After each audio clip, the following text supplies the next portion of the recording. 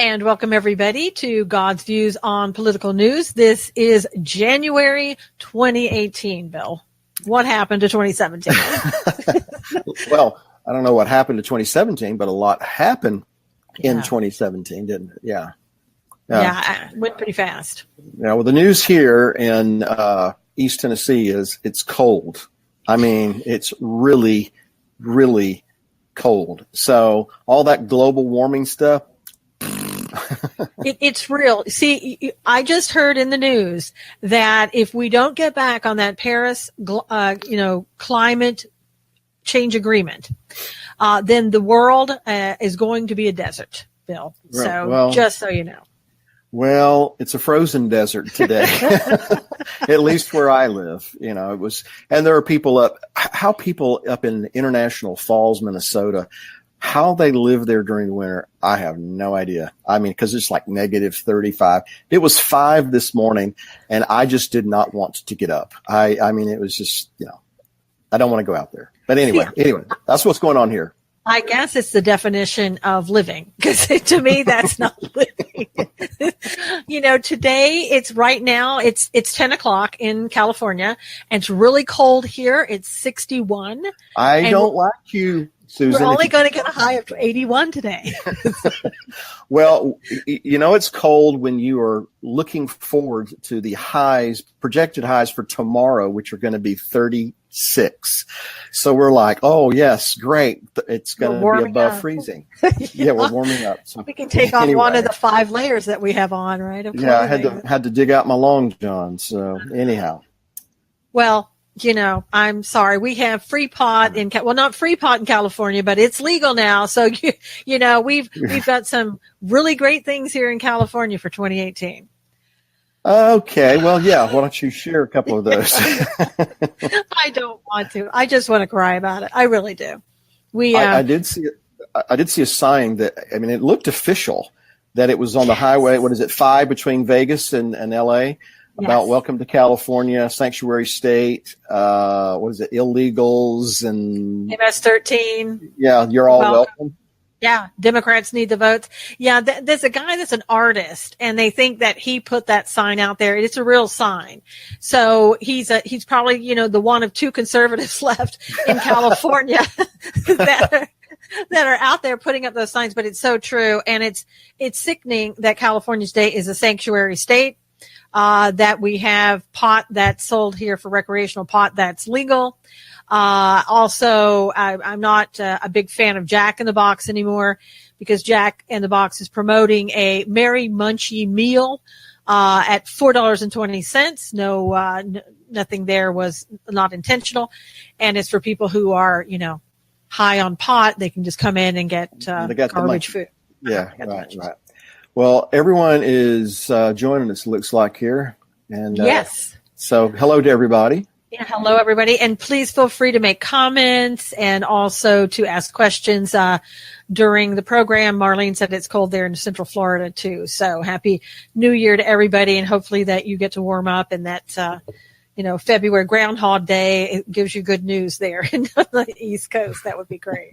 Oh, I want to start out talking about Iran, because, there's a lot going on in Iran, and it seems like our media either is one ignoring it, hey Beth, or if they're not ignoring it, then they're kind of on the side of the Iranian regime.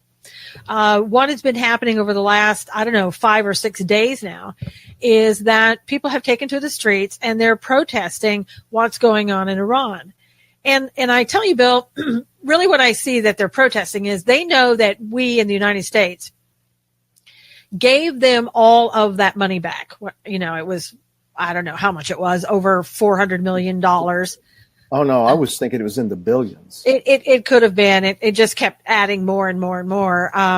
But they just, I think what they did with that money in Iran is they took it, and instead of giving it to the people, they continued to promote terrorism and use that money to fund terrorism. like 78, 79, just in reverse. If you remember back when the Ayatollah was in France, and he came from France on the heels of the Islamic Revolution there, and the Shah has to flee and all these kinds of things. So it has you get the sense that that's what's happening, except in reverse now. What we sometimes will forget, and I mean, Bible students are pretty guilty of this. We'll look at things that the scripture has to say about Persia or Egypt or Syria, in a negative light as it relates to Israel, coming against Israel and these kinds of things. And we forget sometimes that in Persia and in Egypt and in Syria, there are just people. There are moms and dads and sons and daughters and uncles and grandparents that are like everyone else, just struggling to make a living, to raise their family, things like that. And so that is what's really jumped out to me about this, is that, in Iran, as evil as it is with the leaders that it has, as anti-Israel, anti-US as it is, there are still people that are in the country that really, that's not what they're about. They're just about trying to raise their kids, and make a living. So that's the first thing that appeals to me. And the second thing is that we can speculate as to what the Obama administration's motive was for releasing all these funds to try to secure this, somewhat stability with Iran. Of course, we know that that's a joke. And I think it was a few weeks ago you brought out something about what you thought that was all about. And it just shows you that with all of their agenda and what they were trying to do and what they were trying to accomplish with releasing these funds to the mullahs in Iran, they could not have foreseen what's happening right now. Well, we'll have to see how this pans out. But what I'm getting at is this. The adversary has his agenda. He has his plans. But then God has his. Yeah. And if this follows through, we don't know. But if this follows through and there is a significant political upheaval in Iran, it'd just be interesting to see how it affects what we suppose the Obama administration was trying to do where Iran is concerned. Am I making sense here? Yeah, you're making sense. And I think whether they intentionally wanted things to happen or not, I mean, what has happened is, we've seen Iran, who's been able, with this quote unquote great agreement, that the Obama administration entered into and getting this money back. We've, in my opinion, we've been able to see them go around the agreement and give money to North Korea to make nuclear weapons, give money perhaps to Russia to make nuclear weapons. I mean, they can go and buy the nuclear weapons. They don't have to make them themselves. And part of the agreement is, they're not going to make the nuclear weapons. They don't have to. They can just pay for somebody else to do it.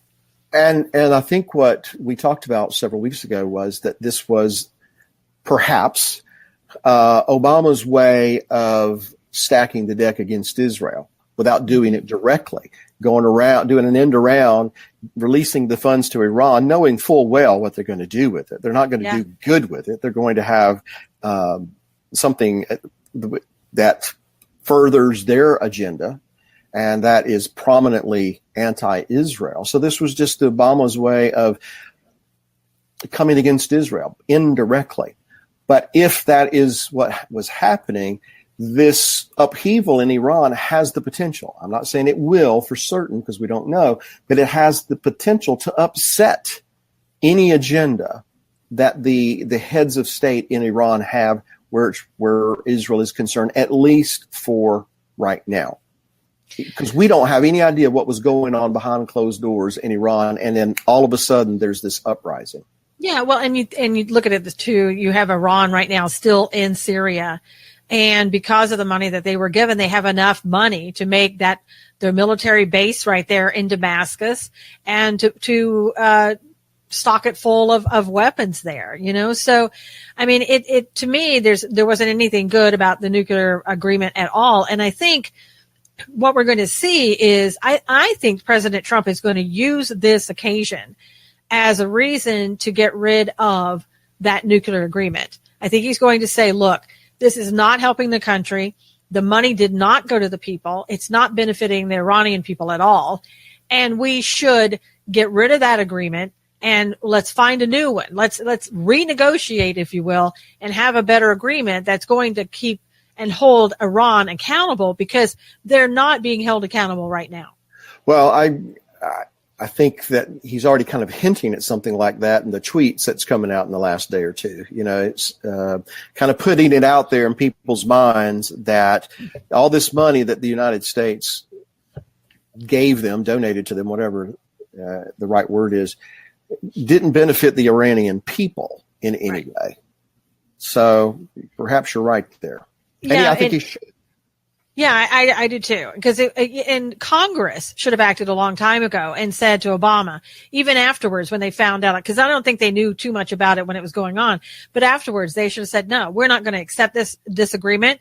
We're not going to go along with it. And we're going to create a new agreement because this is bad for our country as well. But they didn't do that, because there was a Democrat run for a while, and those people who were Republicans were afraid to speak out against Obama. Now, Linda here says Russia now has uranium to make and sell weapons. We got that. That goes back to Uranium One that, Linda, we need to look into with the DOJ and see what's going on there and what happened and why our State Department sold 20% of our uranium. Joey is joining us from South Africa, and he says, good evening. So good evening, Joey. Glad that you can make it with us. What I wanted to say, too, is here's what President Trump did tweet out recently. He said, Iran is failing at every level despite the terrible deal made with them by the Obama administration. The great Iranian people have been repressed for many years. They are hungry for food and for freedom. Along with human rights, the wealth of Iran is being looted. And in all caps, with an exclamation point at the end, he said, time for change. Well, again, it seems that Trump, and this is not the most astute observation. I think people have seen this for a while now, but it seems that Trump starts tweeting things which grow. They snowball until it becomes an agenda, which becomes a policy. So I think that might be where this is headed. And as I said, I think it should. I mean, you don't make deals with the devil. You don't make a covenant with death. And we've done that. It needs to be shut down. Hopefully he will do that. And let's go back to something you mentioned earlier. We haven't really talked a whole lot about, and that's the fact the media really isn't they're not representing the story to the United States properly, if at all. Yeah. And why do you think that is? Well, we know what that is, right? They're right. They step in concert with the Obama agenda and the liberal and progressive agenda. America is the problem in the world. We're the ones that caused all the problems, and we need to be brought down, cut down to size somewhat. And so they're not going to do anything that's going to make Obama and the progressives look bad, which then it just continually exposes their, what's the word I'm looking for here? The cancer that they have become in our culture to shape people's minds, especially younger people, because if it's on television or if it's on the internet, it must be true. Right. So, I mean, they're cancer, and I'm speaking in general terms here. Mm-hmm. It's a cancer in our nation's culture and the mindset, and particularly the younger people. But they rock on. They continue doing what they do. Well, and even in this article with the New York Times in regards to what's going on in Iran, again, they're more supportive of the regime, although they say, well, we really do want change. However, we don't want President Trump doing anything about it because the only thing he's going to do is make it worse. So, I mean, they take an opportunity at every chance that they get to disparage this president and what he's trying to do. They were saying one of the reasons that we don't want him to do anything is because, the Iranian people don't like him anyway, because he's banned a lot of them from coming to the United States, and he's put in sanctions against Iran. And I think it misses the point with the New York Times there, because as you were saying, Bill, in the very beginning, people are not the government of Iran. And I've met a lady who ran from Iran in 1979 when she could flee from there. And she said, that's one thing that she wanted people to know, that the people of Iran don't support the government. They don't go along with it. And you can't, it's just like those people who were conservatives who didn't see them aligning themselves with Obama administration policies. So we are here, but it doesn't mean that we agree with what our government is doing. And they don't in Iran either. Well, I know a gentleman lives out in West Texas. He's a physician, and his family fled from Iran, in the 70s. And he would be one of the first to tell you, that the mullahs and the ayatollahs and all these people that, make these rants against the United States and against Israel don't necessarily speak for the rank and file Iranian. Or in fact, he actually refers to himself as a Persian, not an Iranian. Wow. So, and that's what I was trying to say, and I'm guilty of this too. I can look at Iran as a whole and see it as evil and forget that there are people, there are Christians, there are believers in Iran and Syria and Egypt and all these different countries. And those people, they do not escape God's eye. You think about when the fall of the Soviet Union came about. After,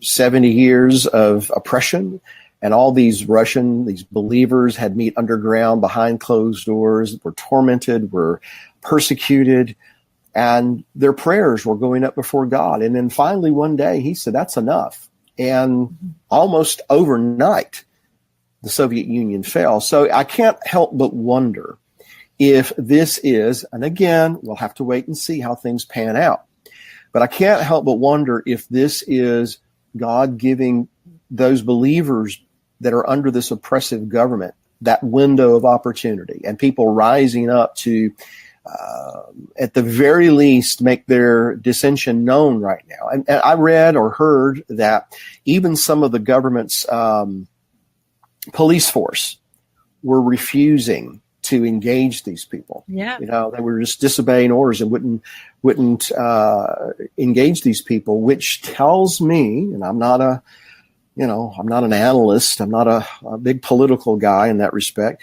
but it tells me that the Iranian government has big problems.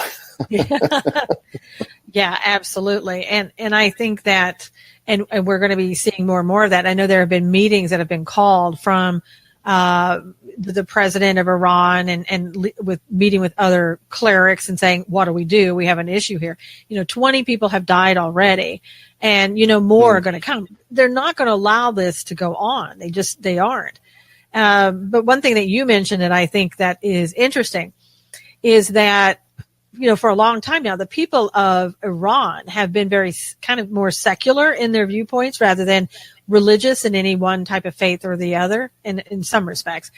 And I heard when listening to a pastor from Calvary Chapel recently just said that in Iran now, people are coming to the Lord in record numbers, that they are turning to Christianity. And, maybe some of that is what we're seeing on the street, where people say, this is not how we're to live under the Christian principles. And maybe that's, why some of the people are coming out there. And you're not going to hear, they may say that you're funding terrorism and we don't like you giving that money away. Maybe they're saying we don't like you funding terrorism at all.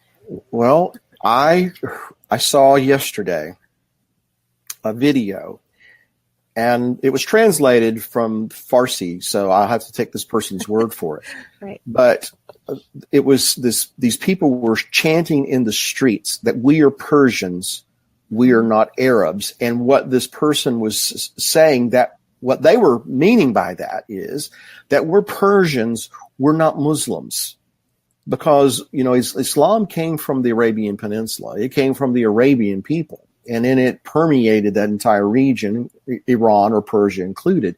But that spoke a lot to me that there's this, at least a segment of these dissenters who are saying, look, we're Persians. We're not Arabs. We're not supposed to be Muslims. Now, does that mean that they're trying to be true believers? I don't know. But I do think that anytime something like this is happening, if it does in fact prosper in the sense that more liberties are gained, that it's because behind the scenes there's a group of people that have been in shackles, they've been oppressed, they've been tortured, that have been crying out to God for justice.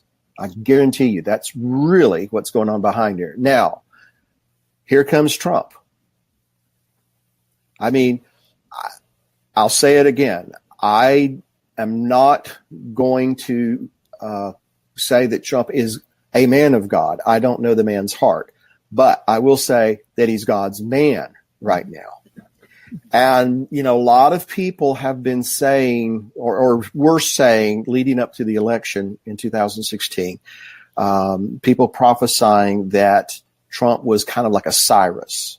I'm not going to say I agree or disagree, but that's what people were saying. Here's what's interesting. With this uprising, and Trump being in the position that he is in right now, and taking the position that he's taking right now, interestingly, it would be fascinating to see if Trump ends up being a Cyrus who was a Persian king, if he ends up being a Cyrus for Persians at this particular time. So again, we're going to have to wait and see what happens. But it's just kind of, God does things in such a way that it's just, not only does he have a sense of humor, but he's very clever in how he does these things. I know. And I think, I think that would be great if it turns out to be that way. I know that Lindsey Graham has spoken out recently, and Lindsey Graham's a senator from South Carolina, and basically has said, I think President Trump is in a great position right now to help the people of Iran. And when we do it, let's just do the opposite of what Obama did. I mean, literally, that's what Graham said. And by that, he means get involved.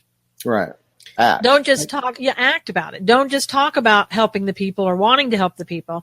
And even tweeting, he was saying with President Trump, you got to do more than tweeting. And he felt you got to go back in there and nullify that agreement because it's not working. It never was good and meant to work. And let's get a new agreement and then let's move on. And Linda says, Jehovah surprise. And as well, this is going to be one of those very few times that I agree with Lindsey Graham. Doesn't happen often, but this is one of those times that I do agree with him on that. And I want to think that that's where this is headed.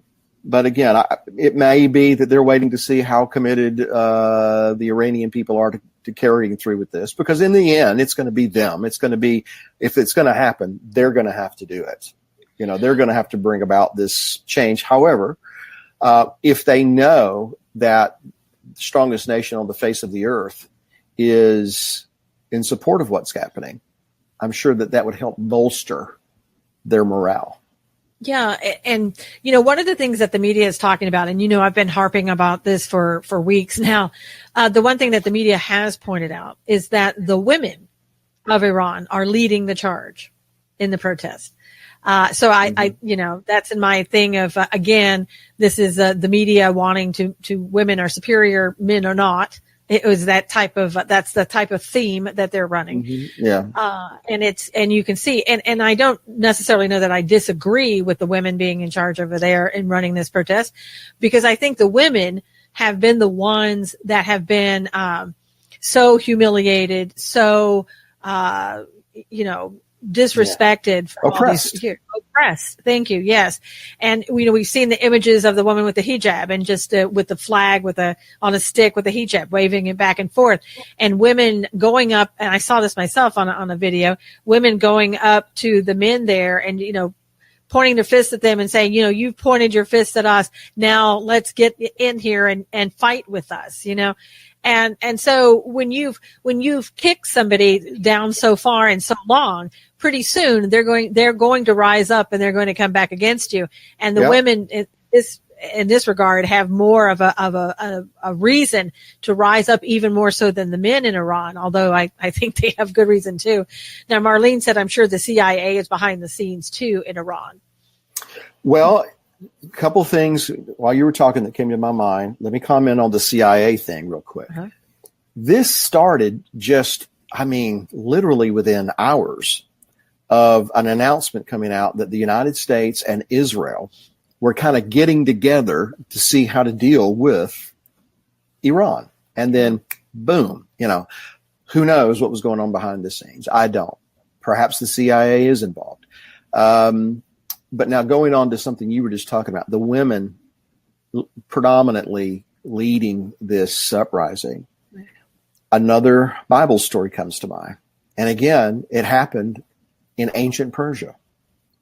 And when God's people were threatened with annihilation, it was a woman that God used to deliver his people. It was a woman who had to gather her courage and go in and face the king and expose the plot and how somebody was trying to destroy her and her people. So, throughout history, God has used women, just like he's used men. And sometimes God has used women because men wouldn't rise to the occasion. Yeah. Right. So again, what's going on behind the scenes, I can't be 100% certain, but I think it is fascinating that the images that are coming out, like the woman with the hijab, it's happening in Persia, where Esther was used by God to deliver her people. So it's just interesting. And it's funny because in the 70s when the uprising happened in Iran, I didn't see women doing that then. I mean, maybe they came out and they were totally, covered and they were protesting, but they were not leading it. They were there in the bunch of people. There were no standouts with the women. It was mostly the men there. So I think that this is a different time. And again, women are seeing, I think in Iran, because they didn't used to have to wear the hijabs. They didn't used to have this tyranny that they were living under. So they know what freedom looks like, and they've had a taste of it. And they're looking around the country and they're saying, wait a minute, this is not what I want anymore. And not that they ever did want it, but it's like, now's the time we need to do something about it. And I think that's why that we see women are coming forward and doing that right now. And Linda said, are there any discussions at the UN about this uprising? I haven't seen or heard anything. I haven't seen one thing going on in the UN about this. Nothing. Yeah. Not surprising.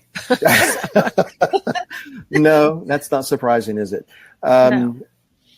Boy, there was a thought that it came in this side of my brain and it exited right this out. Side. That it'll come back to me in just a moment. But and the thing too, here's kind of what I want to ask is that how much should we be involved in Iran? Because, there's a lot of people who think we should stay out of other countries altogether. We should let them do what they want to do and we shouldn't get involved. People I don't think are really ready, willing, and able to go back and get in another war.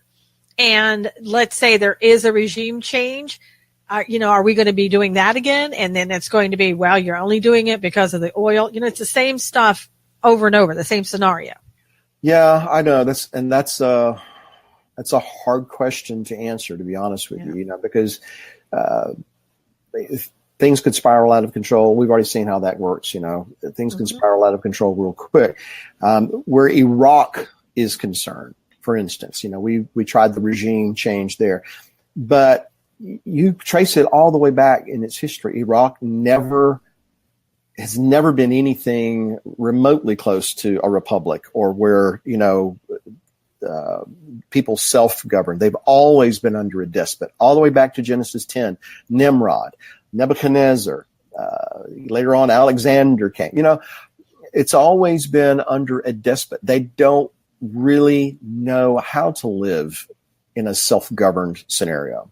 Where Persia is concerned, or Iran, I think the same argument could be made to a degree, although, as you said, under the Shah for decades, Iran was, I wouldn't say it was a religious, morally, righteous nation necessarily, but it was very secular.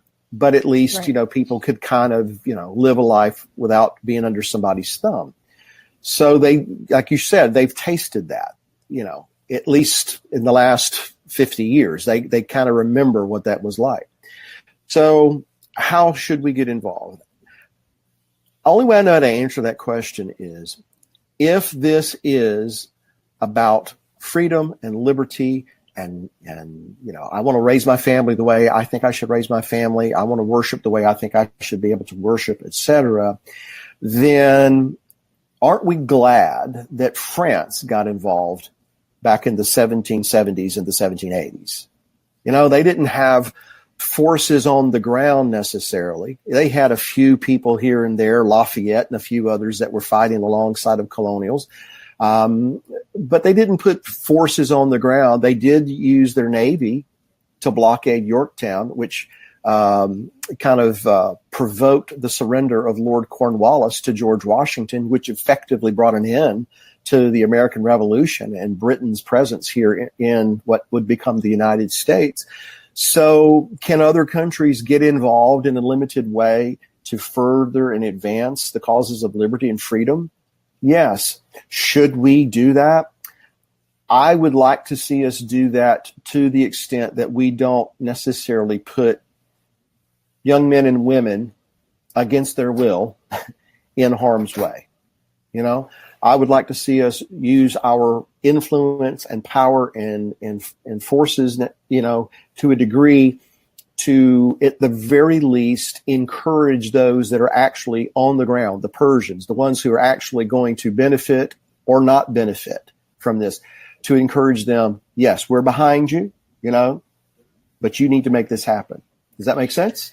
It makes sense, but it's, that's a really difficult thing to do because they're not armed against their government, and they don't have the ability to fight them. So without support, I don't know how they overtake the government unless the government itself says we're going to work with you and we're going to overthrow the government. I don't see that happening. And can I interrupt that thought Yeah. and just remember that the colonial army initially, when the shot heard around the world was fired, it was guys carrying, these little muskets and squirrel guns and pitchforks and whatever they could find to arm themselves, They didn't win the war that day, but they initiated something. And what I'm trying to say here is there's no way logically that the colonials should have won that war. Yeah. They were going up against the most powerful force then on earth. Mm-hmm. There's no way logically they should have been able to do that. But that's where God gets involved. So I want to make sure that people understand. I'm not saying this is a thus says the Lord. I'm speculating here. I'm just kind of trying to figure out what's going on here. But if God is behind the scenes orchestrating things, and if he is giving people that have been oppressed, who are calling and crying out to the one true God, not Allah, but calling out to the God of Israel for justice and for righteousness, then people with pitchforks and waving hijabs on sticks can accomplish a lot. Yeah, I agree with you in that regard. Yeah. If God is behind this, then they're supposed to win, they will win. There's no doubt. Here's something that Vice President Pence said. Maybe give it a little bit more information of where the United States kind of sees this and where they're going. He said, as long as Donald Trump is president and I am vice president, the United States of America will not repeat the shameful mistake of our past when others stood by and ignored the heroic resistance of the Iranian people as they fought against their brutal regime. The bold and growing resistance of the Iranian people today gives hope and faith to all who struggle for freedom and against tyranny. We must not and we will not let them down.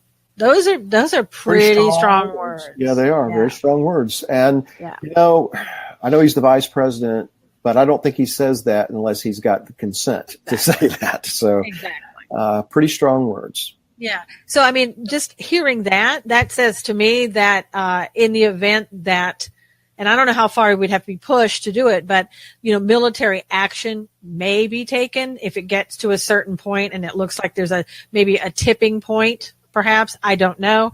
I hope not, but I don't know. Well, again, I wouldn't want to see our young men and women have to be on the ground, so to speak. Right. But I think there are, in this day, with the technology that we have, there are things that we can do to assist without necessarily putting a young man or a young woman in the forefront, so to speak, or on the front line. Sanctions certainly might be one thing that the United States would try to do. And then we're doing that against North Korea. So, and trying to get other nations to join in with us on giving sanctions.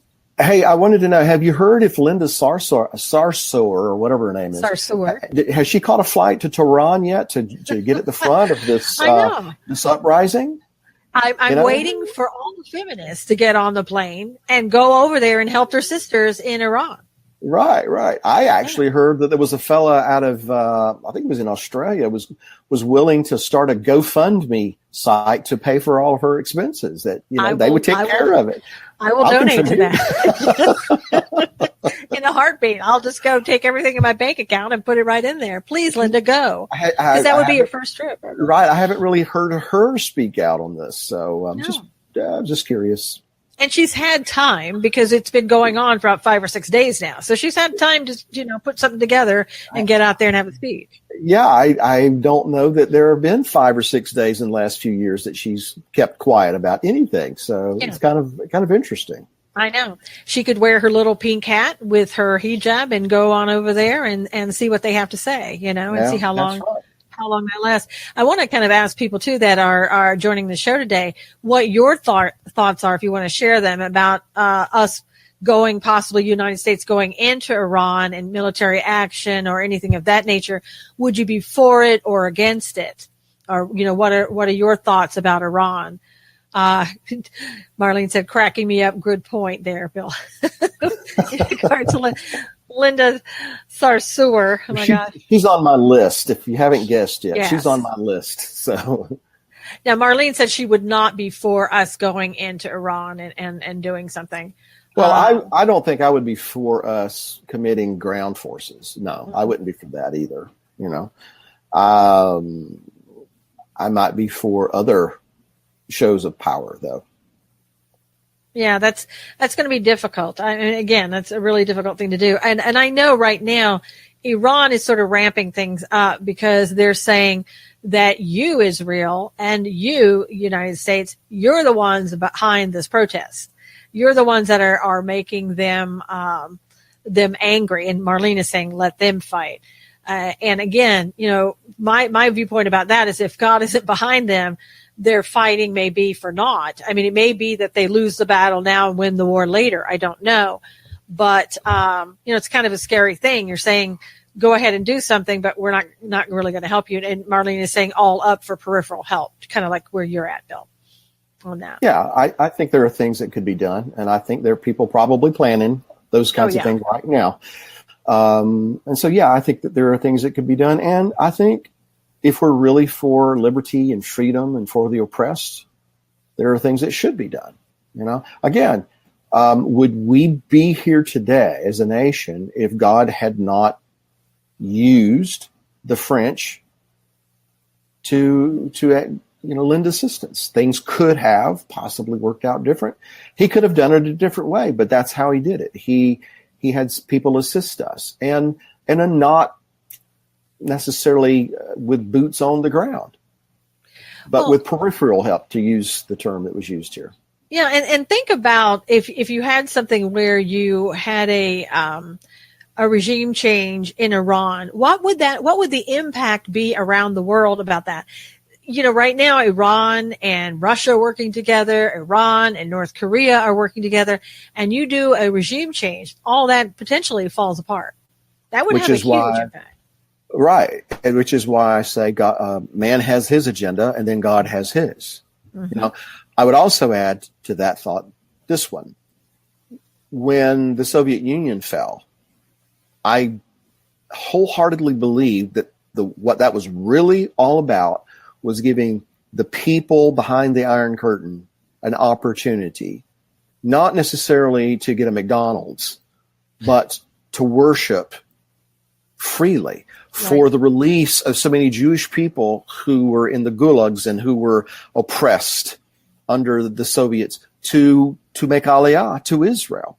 So, and then as that began to wind down, then you begin to see the Putins and these kinds of guys, the ex-KGB showing back up in positions of power. In other words, what I'm trying to say is the Soviets or the oppressed under the Soviet Union were given a window of opportunity. But then the window eventually closes. Right. So if I had to guess at what's going on here, and this is exactly what it is, a guess, God may be giving a window of opportunity to those people who are oppressed in Iran. But the window will eventually close. Yeah. Because eventually Persia will come against Israel with this confederation of other nations. You understand what I'm saying here? Yeah, I do. So perhaps this is, and I'm sorry to cut you off, perhaps this is one of the strongest indicators we've had so far that these things that are described for us in the book of Ezekiel, for instance, are actually getting ready to take shape. But God's going to give people, innocent people who want him and want to be able to, be released from their oppression. He's going to give them a window of opportunity. He's going to give them opportunity to go freely through the country of Iran and to spread the gospel unhindered. And saying that, I get goosebumps thinking about it. Yeah. And think about this too, because in Bible prophecy at the end times, it's supposed to be, from what I understand, Russia and Iran are going to be two of the major countries going against Israel. So if Iran has a change of regime and a change of heart, that won't occur, at least not right away. So, I mean, that could prevent that from happening now instead of as of, 20 years down the road or whatever. Perhaps, again, we're just speculating. Yeah. But I do think it's important to consider that there are believers in Iran. And there are people who are not believers that God wants to reach with the truth. He's going to give everybody an opportunity to hear the truth. So again, we'll have to wait and see how this all works out. But if that's what's going on, then absolutely I think that the United States should, to a degree, get involved to show support for those. And by the way, who many of them may be secular. Maybe they don't want anything to do with religion. That really has nothing to do with it. It's about if there is a regime change where people can actually live their lives without an oppressive government over them, it will give opportunity for the gospel to be spread through the country of Iran. And then the window would probably begin to close. When? I don't know. Yeah. I'm saying this not as a thus says the Lord, but I can see what might be happening here from a spiritual point of view. Yeah, and I think you're right. I mean, it could be that the only thing that's going to happen here is that there's a window of opportunity for people to share the gospel with other people in Iran. And then that's it. Then nothing else changes. Iran stays exactly the way it is. That's the way it happened in the Soviet Union. I mean, there was a regime change, if you want to call it that. But look who's back in power now. Yeah. Right? The same people, more or less, who were in power before the Soviet Union fell. It's just not called the Soviet Union anymore. It's called Russia, which is another interesting point. Iran is kind of a modern name. What happens if there was a regime change and they revert back to the old name of Persia? Because I've always wondered about this, Susan. Why does the Bible continue to call them Persia when it's happening in the future at the end of days? But today there is no official Persia. I know. It's interesting to see what's going to happen. Now, Linda said God gives all people and nations a window of opportunity. At least we have an excuse when we stand before him in the end. And Marlene was saying here that we sit back, watch God work, and unbelievers are losing their minds over what's happening. and it's true, because there's no way that they can explain it. If you don't know Christ, you can't explain it. Well, I may be stepping out of line here, but, I'm thinking about if Obama's motive for giving the Iranians all that money was really, an indirect way of trying to stack the deck against Israel. And now this is happening. If this actually undermines the Iranian government and all that kind of falls by the wayside, I would like to be a fly on the wall when he realizes that his agenda has come to nothing, because that was going to be part of his legacy. Right. Obamacare and the Iranian deal. That was going to be part of his legacy. His legacy is crumbling. Yeah. Yeah. Well, what do they say? You can't get good fruit from a bad tree. I mean, the motives were bad. If the motives were bad, and it's not going to produce anything good, and eventually it's just going to fall apart because it's if it goes against Israel, especially, it's going to fall apart. We know that. So, but I think all of this is very interesting. I wish the media would report on it more, but of course they're not going to. So don't expect it. You're going to have to go to different places and find it. And continue to listen to what's going on in the Middle East, in Iran. And it's very important to know that because it is associated with end times. It's something that we should know about and learn about. Well, before we move to something else, let's make this, I think, important observation or point, and that is we've been talking about what the United States should do, might do in support of this. What might Israel do? I know. True. In support of this? Yeah. It would be great to see. And I know that Israel feels about the people the same way that we do. And even Netanyahu said, the being accused of making those people protest and being behind that, he said it's laughable, and he wasn't even going to address it because it was disrespectful to the people of Iran. And he's right, and so, I think they are, keeping their eye on what's going on, and maybe a bigger help even than we would be, and that would be your peripheral help coming in there instead of the United States. Here comes Israel, and that would be great. And Israel and Iran used to be friends.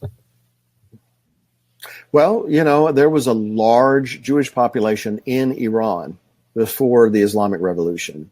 And there aren't very many Iranian or Persian Jews left there, but there still are some there. And, there's a lot of quote unquote holy sites in Iran that are not Muslim holy sites. Mm-hmm. They're, biblical personalities, that are supposedly buried in Persia. Esther being one of them, So there are righteous seeds that have been sown in Persia. And anytime there's a righteous seed sown in its appropriate season and time, God will allow that to flourish and bear fruit. And I just, in my gut sense, that's what's really going on here. Yeah. And that's great if it is. I'm all for that. And I think God has, I agree with you. God does have his hand on what's going on, and where it goes. I have no idea. How it will end will probably be totally different than what we imagine. Probably so. Because that's what God always does. He always does it that way. That's true. I know. True. And I wanted to talk a little bit in the last few minutes that we have. We have, a few minutes more, but I want to turn to something that's going on in California again, only because I see this as a huge issue for people. And it's something that I think all states need to look out for this, coming to a neighborhood near them. Let me give you the situation here. There's a 41-year-old man in California who sent 5 label them anti-Muslim posts to the Islamic Center of Southern California. Now, why is this important? Because every state practically that I know of has some type of Islamic center. And if they don't, there's a national center that everybody typically has the internet, or they can go to Facebook and they can contact those centers there. So what this man did is that he went online, went to the Facebook page of this Islamic center and made 5 posts. And the state of California, the California Attorney General's office, argued that the comments constituted repeated contact by means of an electronic communication device with intent to annoy or harass, which is in California is a misdemeanor. And here's what he said, and I want to get your thoughts and the thoughts of people's comments that are listening to the show here. Here's what he said. The terror hike sounds like fun in reference to the center's advertised sunset hike that was coming up. And the next thing he said was, the more Muslims we allow into America, the more terror we will see. Practice in the third comment, practicing Islam can slow or even reverse the process of human evolution. Number 4, Islam is dangerous. Fact. The more Muslim savages we allow into America, the more terror we will see. This is a fact which is undeniable. And the 5th comment, filthy Muslim S word with a T, ending in T. Filthy Muslim S word has no place in Western civilization. Now, looking at those comments, I would say absolutely, they're rude comments. They're very, rude comments. Somebody picking for a fight. Somebody picking for a fight. Now, do we look at this? Do we go so far as to say this man should be charged with a misdemeanor because of repeated contact with intent to annoy or harass and be charged with a misdemeanor? No. I mean, as what's the word I'm looking for here? Classless as some of his comments were. Right. Nevertheless, we supposedly live in a country where you have freedom of speech, even if it's speech that I don't like. Now, would I recommend people doing things like that? No, that's not a believer's approach to anything like that. So, I would just, I don't look upon this or his comments favorably. Right. However, does he have the right to make those stupid comments? Yes. Yeah. Okay. Yes, he does. I mean, if Madonna can get up on a stage and talk about blowing up the White House, or if Kathy Griffin can hold up a severed head that is supposed to be emblematic of the president and say god awful things, and if all these liberals and these people in the Hollywood Hills can say all these awful, awful things publicly, okay, then somebody else ought to be able to say these kinds of things publicly. Do we condone any of it? No, we do not. But it boils down to, should I have the freedom of speech to say what I believe? If he makes threats, okay, that's a different story. Yeah. Okay. None of those are threatening. None of them saying, I'm going to come and destroy your center. I'm going to kill people. I'm going to hurt people. I see none of that in the comments that he supposedly made. Yeah. Well, he's somebody looking for a fight. That's not real wise. Right. Especially if you live in California. I mean, come on, you live in the People's Socialist Republic of California.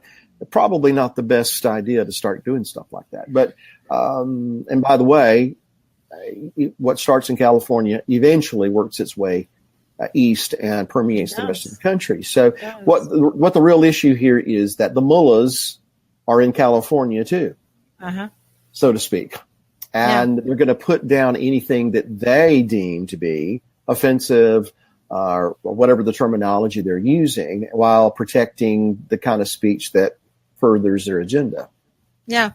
And the way I look at it is it is one-sided. This is an Islamic center. And so they're going to protect them because they're looking at this as, they didn't label this hate speech, but they might as well have said, this is bordering on hate speech. We don't want it. And so we're going to cut you off of being able to say anything.